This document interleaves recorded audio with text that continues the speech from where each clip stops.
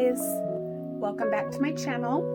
Today I am going to be doing more of a heartfelt video with you all.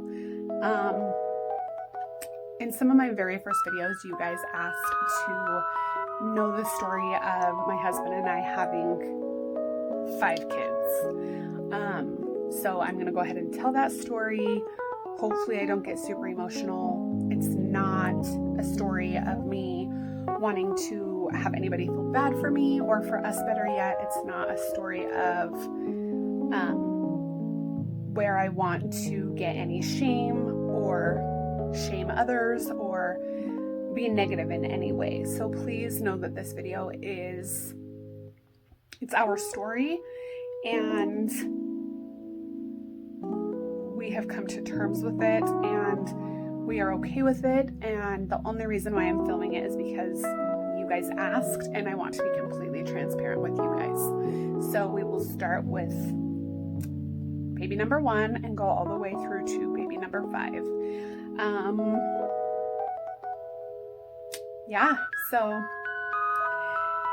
anyways, I guess I should have introduced myself a little bit more, but you guys probably already know me if you have made it this far and you're watching this video. Anyways, I am a full-time working mommy. I have 4 kids, 3 girls, 1 boy, and I am married to my high school sweetheart.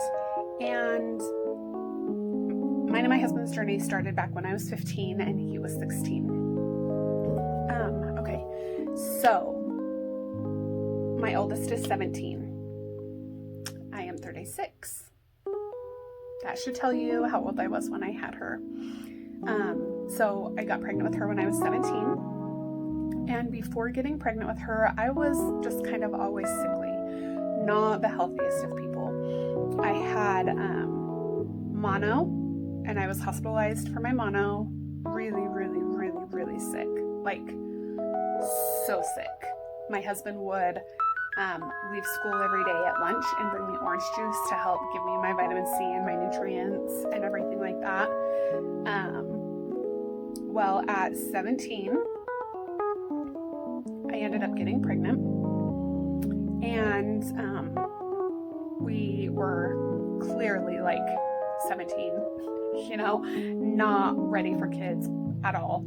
However, you guys do also know that I only ever wanted to be a mom. So it wasn't something that I ever even questioned.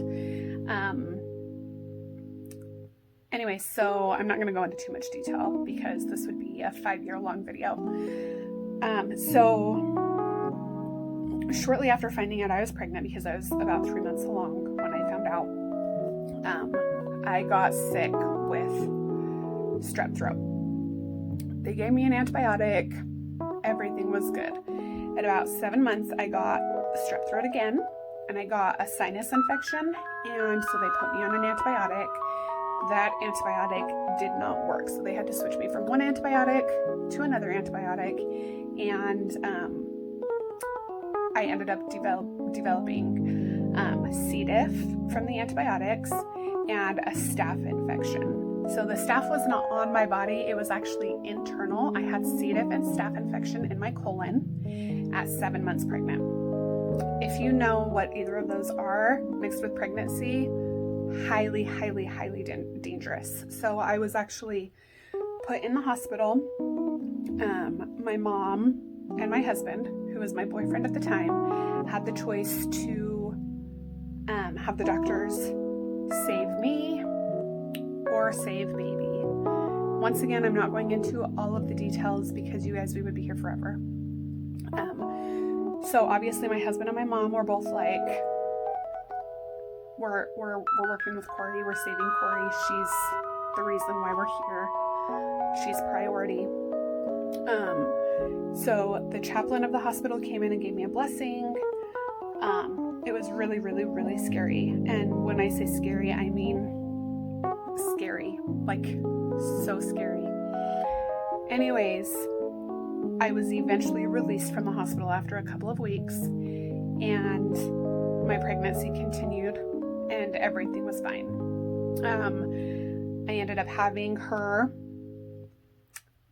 and during having her, I had been in labor for like 36 hours. They had given me my epidural. After giving me my epidural, her heart stopped, and they had shortly after that found out that she was breech. So actually, okay, let me rewind a little bit. So they gave me the epidural. They found out that she was breech, and so they were trying to flip her because she was frank breech. She was butt down. So my doctor tried flipping her because it was a high priority of mine to have a vaginal delivery and to not have a C-section. I was terrified of a C-section. So they tried flipping her, and as they tried flipping her, her heart stopped. So at that point, we couldn't get her heartbeat going again, and so they had to rush me into an emergency C-section with no epidural, because at that point my epidural had worn off.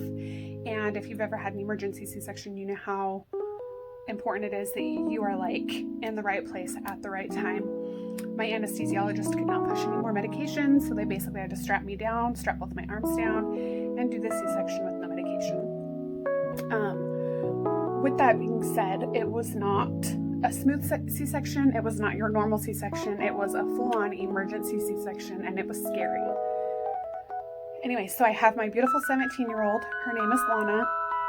Absolutely adore her and could not be more thankful for her. Shortly after that, at my 6-week well check, after having my daughter, I went into my doctor's office, and they do their normal checks and everything, had a urine done, and I was pregnant. I was pregnant. My doctor at the time was not okay with me being pregnant. And here's the story, guys. I'm not shaming my doctor. My doctor was amazing. He still is amazing. He still practices, and he is one of the top doctors. I can't complain. All of this was a blessing in disguise, and I will never be mad at the way things happened. I feel blessed, and I am so thankful, because the trajectory of our life could be so different. And so I would not change even all of the hurt and anguish that my husband and I went through. Anyway, so at that visit, he flat out told me and my husband, look, you have this brand new, beautiful baby. If you move forward with this pregnancy, chances are you and baby will die. And do you want Lana and your husband to be without you? Obvious answer is absolutely not. My doctor had told me, I will release you as a patient, and not because I hate you, and not because I am a bad guy, but because your health is my priority, and I don't think you will make another pregnancy. So about a week or so later, my husband and I went and had a medical abortion. I know everybody has different views. Please, if your view is negative, leave it. Don't leave it in my comment section. Leave it in your head and just kind of move on. I am pro-life, but I support whatever it is that somebody has to do for whatever reason. So that is that.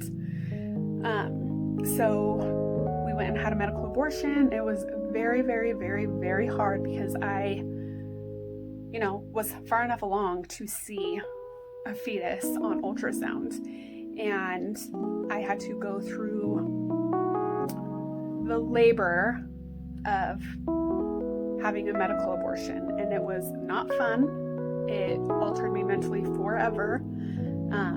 But like I said before, I would not change it. So that would have been baby number 2. I'm not gonna cry. I'm not gonna get emotional. All of my kids know my story. My family and friends know my story. There is that. So a couple of years later, my husband had joined the military. He had come home, he was on furlough from one of his deployments. We got pregnant with Taya, my 15-year-old. Pregnancy was perfection. Like, So good that I could have had a VBAC, which is a vaginal delivery after a C-section. However, because I was so afraid that she would be frank breech, I opted out, scheduled my C-section. My husband got to be home. She's our beautiful 15-year-old, and once again, I don't know where I would be in my life if I didn't have her. So about 5 years later, we had moved from California to where we live now, and I had talked to my husband about wanting more kids. He clearly didn't want to put me at risk to potentially be sick again throughout my pregnancy, and he was not ready to have more kids. In fact, we had kind of both discussed that we were good with Lana and Taya. Well,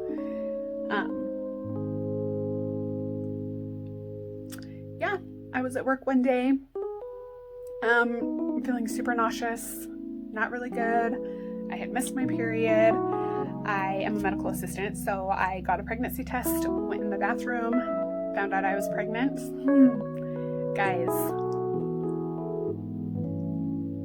yep, I was pregnant. Told one of my coworkers. She was super excited. I was crying, terrified, because I knew that our life was about to change and that it would not change in the best way. At least that's what I thought. I called my husband crying. He was not happy, to say the least. Clearly, we're happy now, and like I've said a few times, we would not change anything. We are blessed. We are thankful. We know that our kids are a gift from God, and we would not change that in any way, shape, or form. Anyways, so that 5-year gap had happened. I was healthy enough. Baby was healthy enough. I could have a VBAC.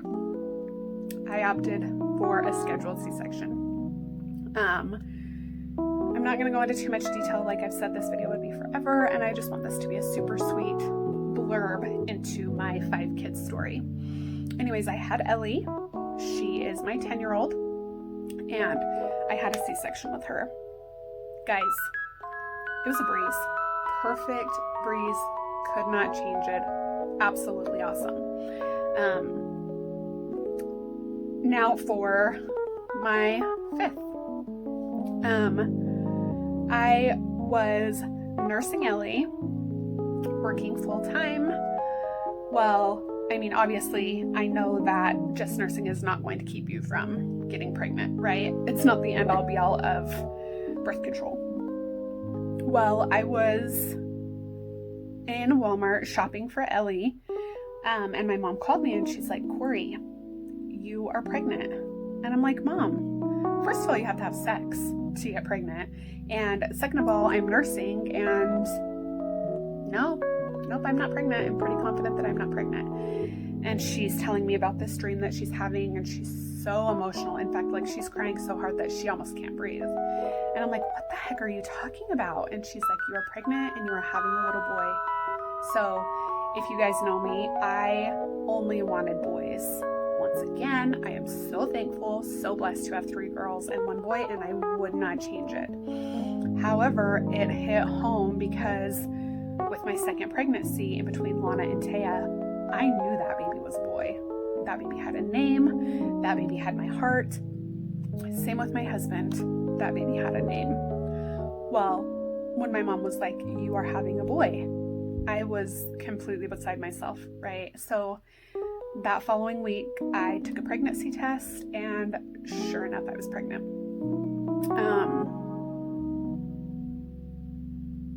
My husband was actually scheduled to have a vasectomy, was getting his workup done, and I was pregnant.